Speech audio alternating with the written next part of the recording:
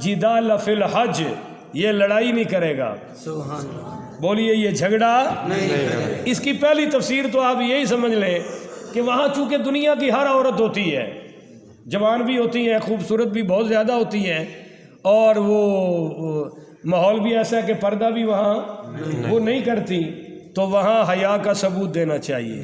اس پر آ رہا ہے فلا رفسا، کوئی بے حیائی کی بات نہیں کرنی، اور فسوقہ نافرمانی نہیں کرنی. دھکے بڑے پڑتے ہیں چونکہ دنیا کے ہر کونے سے مسلمان آئے ہوتے ہیں، کچھ گرم مزاج بھی ہوتے ہیں، کچھ ٹھنڈے بھی ہوتے ہیں، بدتمیز بھی ہوتے ہیں، بد تہذیب بھی ہوتے ہیں، تہذیب والے بھی ہوتے ہیں، ہر قسم کا وہاں مجمع اکٹھا ہو جاتا ہے. والا فسوقہ، دیکھو تم سہ جانا پر اللہ رسول کی نافرمانی نہیں کرنی. ولا جدال فی الحج، اور وہاں لڑنا بھی نہیں ہے، وہاں بھی نہیں لڑنا اور حج کے بعد بھی. میرے نبی پاک نے فرمایا جو اپنی حج میں فلا رفسا، بے حیائی نہ کرے، ولا فسوقا، اللہ رسول کی نافرمانی نہ کرے، ولا جدال فی الحج، اور حج میں وہ لڑائی نہ کرے. فرمایا جو اس طرح حج کر کے واپس آ رہا ہے یہ ایسے آ رہا ہے جیسے آج اپنی ماں کے پیٹ سے بے گناہ پیدا ہوا ہے. اس کے پچھلے سارے ختم، بس جس کا قرض دینا ہے وہ دینا ہے، اور جس کا حق مارا ہے اس کو واپس ہے وہ معاف نہیں ہوگا. آگے چلیے جی. وما تفعلوا من خیر یعلمہ اللہ، تم جو بھی خیر کا عمل کرو گے اللہ جانتا ہے. آسانی میں نیکی تو سارے ہی کرتے ہیں، اللہ کہتا ہے وہاں بڑی مشکل ہے، بڑی بھیڑ ہے، اب یہاں نیکیاں ہی نیکیاں کرو، اور یہ یاد رکھو کہ جو نیکیاں تم اس حالت میں بھی کر رہے ہو اللہ دیکھ رہا ہے.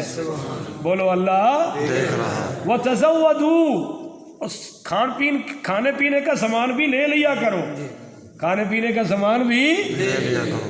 یار یہ تو بڑا مسئلہ عام ہو گیا جی. میں بھی الحمدللہ کافی بار جا چکا ہوں، اللہ قبول فرمائے. یہ تو بڑا مسئلہ ہے وہاں، خراب ہے یہ تو.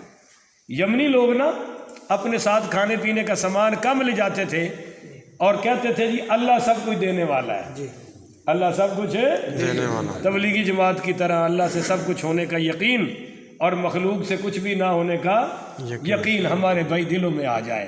وہ کہتے ہیں جی سب کچھ دینے والا اللہ. اب صاف ظاہر ہے کہ وہاں رستے میں بھوک بھی لگتی ہے، پیاس بھی لگتی ہے، تو پھر لوگوں سے مانگتے تھے، لوگوں سے یار سانو بھی کھوا چھڑو، سانو بھی دے، کلے کلے کھائی جا رہے ہو بادشاہ.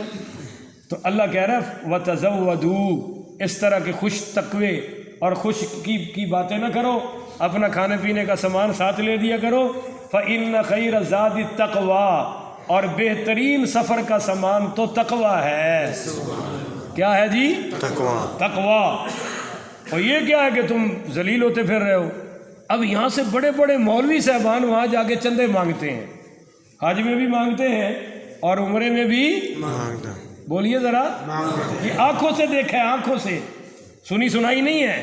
مدینے میں دیکھا ہے مانگتے ہوئے، اچھے بھلے ہیں، کھاتے پیتے ہیں. کیا جی مدرسے کے لیے ہو؟ یہاں تو ظالموں اللہ سے مانگو. میرے نزدیک تو مسجد میں بھی لوگوں سے نہ مانگا جائے. جو ہم جمعرات کو ٹکے ٹکے پہ دعاؤں کی برسات کرتے ہیں، یہ نہیں ہونی چاہیے. یہ دعائیں دینی ہے تو ویسے دے دو، اسی کو ملتی ہیں نا جو 20-50 دیتا ہے. میں تو اس کا قائل نہیں ہوں فی نفسی ہی، اپنے من میں، کہ اللہ کا گھر ہے، یہاں ہمیں اتنا سخی ہونا چاہیے کہ کسی چیز کی کمی نہ آئے اور سپیکر کھولنے کی ضرورت ہے نہ پڑے. مگر آپ گئے ہیں بیت اللہ میں، آپ بیٹھے ہیں حضور کی مسجد میں، سبحان اللہ، اور نبی پاک کے پاس بیٹھے ہیں اور وہاں آپ لوگوں سے مانگ رہے ہیں. تو ایسے تقوی کی اللہ کو ضرورت ہے. تقویٰ تو یہ ہے کہ سب کچھ اللہ سے مانگا جائے.